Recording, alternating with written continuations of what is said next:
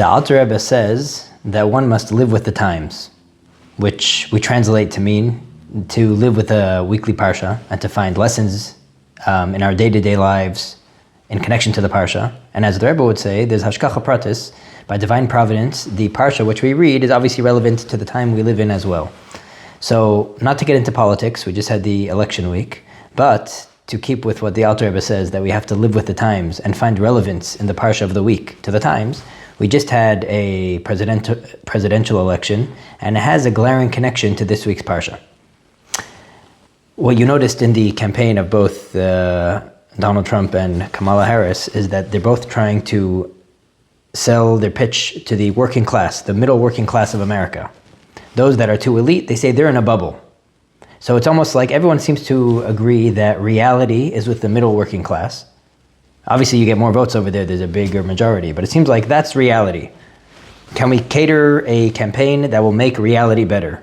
Certain people that are on the higher echelons of society, celebrities, they're in a bubble, they don't get reality. Reality is with the working class. It's almost that there's something dignified, and you find the real soul and pulse of society when you hit the working class. And we're going to discuss that today, why the working class specifically, why the middle working class. There's a medrash that Avram Avinu, Abraham, before he was going to Israel, he stopped by one city that was called Aram Naharaim. I'll read it for you. When Avraham was walking through Aram Naharaim, he saw what were the citizens over there doing. They were eating, drinking, having a good time, and partying. Amar halavai lo yeheli chelek be'eretz hazayis. He said, I hope that I have no connection to this land. Once he reached Tzur, which I believe is somewhere right in the northern border of Eretz Yisrael, he saw that they were farmers that were hoeing the land and planting the land. Amar, he said, he said, if only my chelek in life will be in this land. Amar HaKadosh Baruch Hu, this land will be yours. So what sold Avram Avinu on the land of Israel? He saw that its inhabitants were hard workers. And that became for that reason he wanted Eretz Yisrael, and for that reason it became the Jewish homeland. Now, what is so holy and dignified about hard work?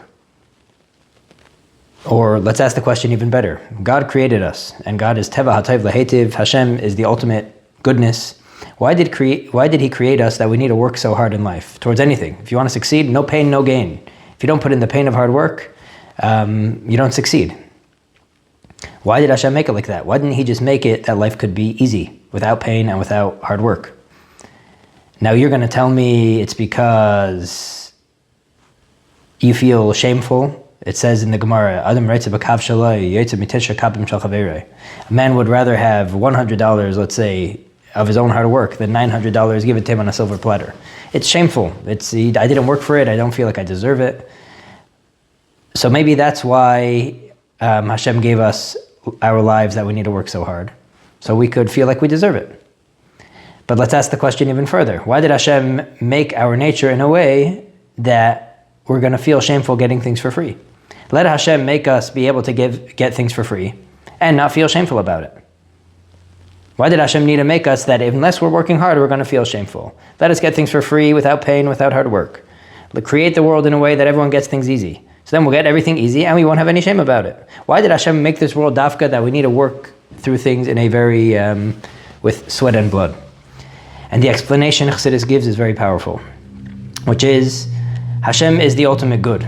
So the biggest favor Hashem could do to his people is to make us his partners, is to make us one with him.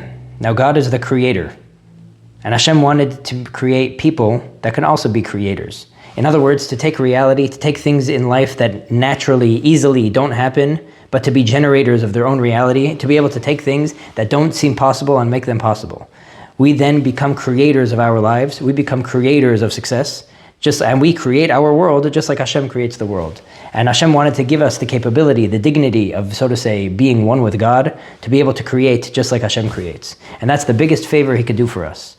He didn't make us work hard so we could suffer. He made life in a way that humanity can only find its soul, can only find its dignity in hard work. Because only in hard work do we become one with God. God is the creator of the worlds, And by working hard, we're saying that even if things naturally don't seem possible, even if things with an easy current don't seem like they could happen, through hard work, I can make them happen. In other words, I can be a asset to humanity, to the world around me, and I could be someone that's going to bring something in this world that naturally will not be. That has to have hard work. And by doing that, we become creators like God himself. And this has a very, very important lesson to it. First of all, there's a story of the Tzemach Tzedek. A chassid one time came to the Tzemach Tzedek crying. He said, Rebbe, what should I do? I don't enjoy learning Torah. It's hard for me. And the Tzemach Tzedek responded by crying and saying, what should I do? I do enjoy learning Torah. It's not hard for me. In other words, lean into the fact that when things are hard for you, you know you're going to find success over there. As we say in the Gemara, also, Yagaiti v'lo matzasi al tamin. If you say, I worked hard and I didn't succeed, don't believe him. Lo yagaiti umatzasi al tamin. If you say, I didn't work hard and I succeeded, don't believe him. Only if someone says, Yagaiti umatzasi tamin, I have worked hard and I have succeeded, then you believe him. In other words, we sometimes think that something isn't possible in our lives. I can't be successful. It just seems too out of reach. I struggle learning Torah, so I can't succeed in learning Torah. I struggle in my service of God. I struggle praying. I struggle getting along with people. So maybe that's just not for me. Comes this week's Parsha, comes the Medrash of the working class, and tells us, no, the ultimate dignity, humanity finds its best, finds its soul when it works hard. Yes, it seems like it's hard to socialize with people. It seems like it's hard to succeed in whatever venture you're setting up yourself up for.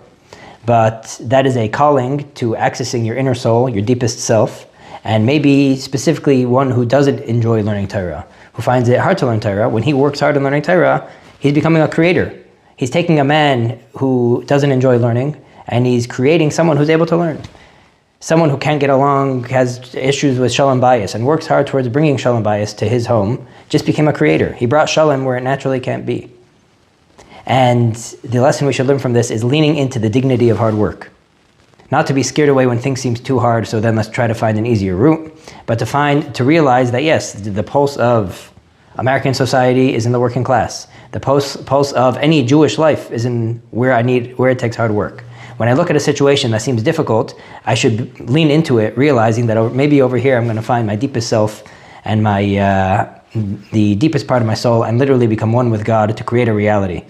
I read an interesting paragraph of a book called The Possible Man from Meir Abasara. I think he writes this very poetically. If you like it, great, and if not, I'll read it anyways. It says like this: I had to be struck by the evidence that we grow in wisdom when we use only that which is most effective, but it is never easy. You have to silence every other voice, however intelligent and tempting it may be, and select a less grandiose means. As you remain in the background, busying yourself with the urgencies of the day, intelligence naturally grows within you. You're paid back many times for your service. It is as though the physical exertion has given rise to a corresponding measure of metaphysical growth. As far as you know, you are poor as ever. You can never be sure that a reward is waiting somewhere for you. Yet when you are faced with a situation someday that would normally demand prodigious intellectual exertion, you are able to resolve it with a slight turn of thought. You have become the person they call upon to crack safes. Our soul comes out through hard work. That's the way Hashem made it, and it's a favor for us, because through that we become creators and become one with God himself. Have a great Shabbos.